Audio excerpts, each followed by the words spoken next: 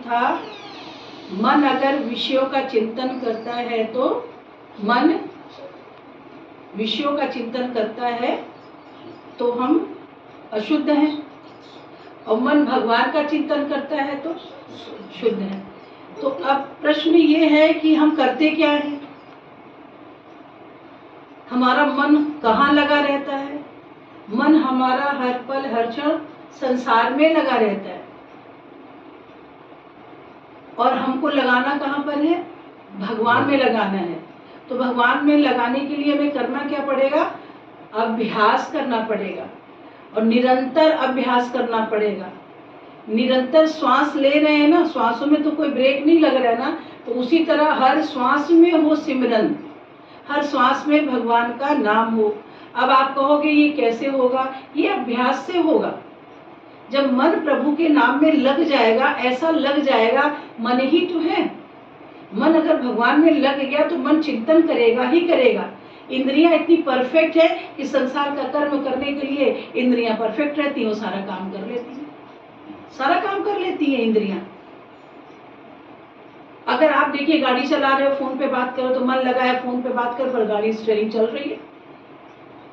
घर में खाना बना रहे हो, किसी का बात कर रहे हो, बात करते जा रहे हो, उसमें नमक हल्दी मिर्चा डालना है, अपने आप डालते चले जा रहे हो, तो उसमें कुछ करने की जरूरत नहीं है। जब आप एक जड़, एक इंद्रियां जो जड़ है भगवान के नाम से जो चेतन हो गई हैं, जब वो इतनी परफेक्ट हो गई हैं, तो वो जो इंद्रियां परफेक्ट कैसे हुई? भगवान के नाम से ही तो परफेक्ट हुई है।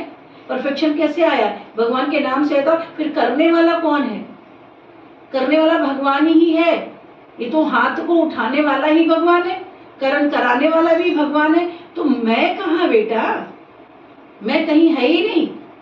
हम लोग जो ये मैं का रट्टा लगा के बैठे हैं, जो आज तक इतना सुनने के बावजूद, और ये बात तो छोड़िए, ये जन्म की छोड़िए, अनंत जन्मों से ऐसा नहीं है कि आप लोग हरि गुरु नहीं मिले होंगे, आपको गुरु के समक्ष नहीं गए होंगे।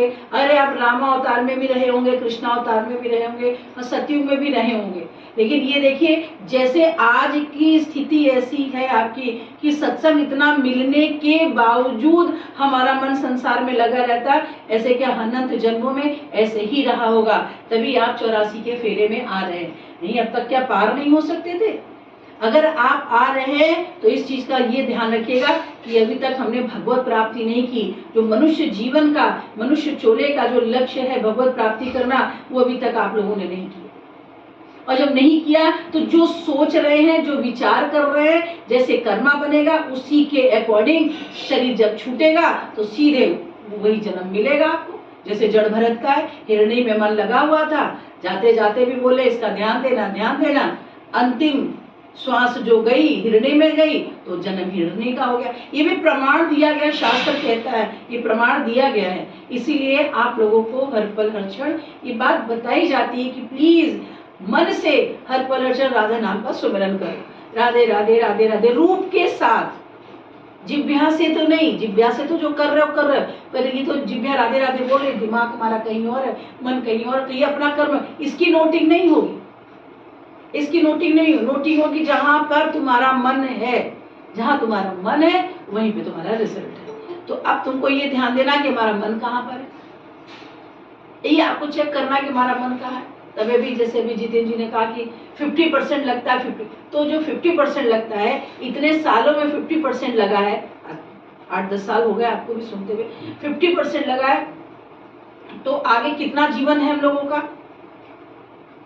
कितना समय हम लोगों के पास है? क्या हम पट्टा लिखा के बैठे हैं कि अब हम 100 साल तक जिएंगे? जिंदगी का किसी का कोई ठिकाना नहीं। कब अभी श्वास लिया, दूसरी श्वास अंदर से बाहर आए ना आए कोई कह नहीं सकता। तो इसीलिए जो भी श्वासें मिली हैं बड़ी कीमती श्वासें हैं। इन श्वासों का जो ये श्वासें मिली है सिर्फ भगवान नाम का भजन करने के लिए। रटन करे जिभिया, श्री भगवान को रटन करे जिभिया। जो जिभ्या है ये भगवान के नाम का रटन करा दीजिए प्यारे, तभी जीवन सफल होगा। अन्यथा तो जीवन में ऐसे ही आए हो, अनंत जन्म आए हो, कीड़े मकोड़ों की तरह आए हो, कीड़े मकोड़ों की तरह चले जाओगे। अंदर बैठे भगवान देख रहे हैं, सुन रहे हैं, समझ रहे हैं कि अंदर से जो बोलने वाला है, जो बोलने वाला है वो कौन है। मैंने आपको ये भी उदाहरण दिया, एक माइक लेते हो, माइक लेते हो, तो जब माइक लेते हो तो हाथ में माइक पकड़ के फिर बोलते हो, तो पीछे से कोई बोलने वाला है, माइक जड़ है, उसमें पावर है, करंट है, इसलिए वो आवाज बाहर जा रही है। ऐसे ही ये जड़ शरीर में चेतन भगवान बैठे हैं, बोलने वाले वो हैं। करन करावन आपे आप, मानुष के कछु नाही आज, मानुष यतन करत बहुभात, और ताके यतन सब मिठा जाए। तो करने वाला भगवान बैठा है, इस चीज का आपको पक्का पक्का विश्वास होना चाहिए। और जब ये आपका पक्का पक्का विश्वास हो जाएगा, तब आपको देरी नहीं लगेगी भगवत प्राप्ति में। हरि गुरु साक्षात आपके सामने भगवान खड़े हुए हैं, पर आप आवरण में हो। जब आप लोग बातचीत करते हो, बातचीत करने का तो और तरीका होता है, तो समझ जाते हैं कि आप भगवान से बात नहीं कर रहे हो, आप इस शरीर को देख के बात कर रहे हो, पर बोल रहे हो कि गुरुजी हैं, पर गुरुजी को शरीर देख रहे हो। गुरुजी को ये नहीं देखो कि अंदर भगवान बैठे हैं, गुरुजी के अंदर।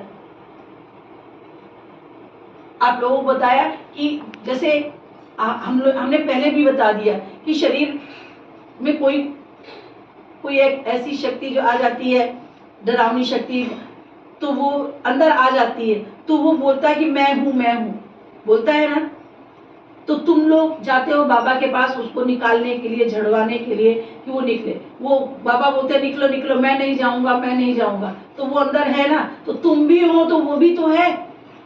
अब दो लोग हैं, इस बात का पता है कि नहीं? तुम भी हो और वो भी है, लेकिन तुम कहते हो वो मैं नहीं हूं, इसको बाहर निकालो। तुम अपने आप को रखना चाहते हो, तब उस तरह से इसका मंत्र जो भी है इसका करके उसको बाहर निकाल दिया जाता है। वो चला जाता है, उस शरीर को छोड़ के चला जाता है, फिर तुम रहते हो। ऐसे ही हमारे इस जड़ शरीर में भगवान ही है। उन्होंने ही कब, जब आपको भगवत प्राप्ति हो गई तब। अभी तक तो भगवान है ही, पर आपको विश्वास नहीं होता। जब तक देखोगे नहीं तब तक, जब देखोगे कब, जब जानोगे तभी तो, जानोगे मानोगे तभी तो होगा दर्शन। जब जानो मानोगे नहीं तो दर्शन कैसे होगा? आप हमको ये बता दीजिए। मानना ही नहीं आता हम लोगों को। हम लोग अपने मत में रहते हैं, मद में रहते हैं, अपनी मति से चलते हैं, अब मद मस्ती में रहते हैं।